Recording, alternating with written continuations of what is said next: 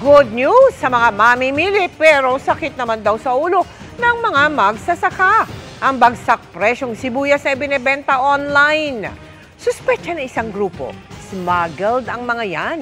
Nakatutok si Bernadette Reyes. Kung dati nakakaiyak ang presyo ng sibuyas na umabot sa mahigit 700 pesos kada kilo, ngayon pababaan daw ang presyo online sa halagang 40 hanggang 50 pesos kada kilo. Kumpara sa pinakauling price monitoring ng Department of Agriculture sa mga pamilihan sa Metro Manila na hanggang 100 pesos ang pulang sibuyas hanggang 120 ang puti. Suspetya ng Samahang Industriya ng Agrikultura, smuggled ang mga binebentang murang sibuyas. Bakit ganun kalayo?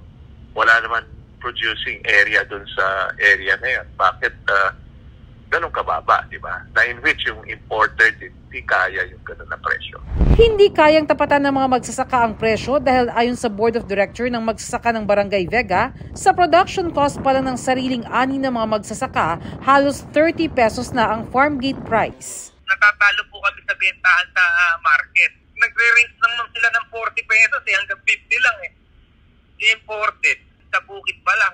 Marami pa po siyang expenses bago makarating sa retailer. Ayon sa Samahang Industriya ng Agrikultura, nasa 25 hanggang 28 pesos kada kilo ang farm gate price ngayon ng pulang sibuyas. Pero pangamba ng grupo, maaari pa itong bumagsak sa 10 hanggang 15 pesos kada kilo. Hindi pa ganun katindi yung harvest, continuous na bumabagsak.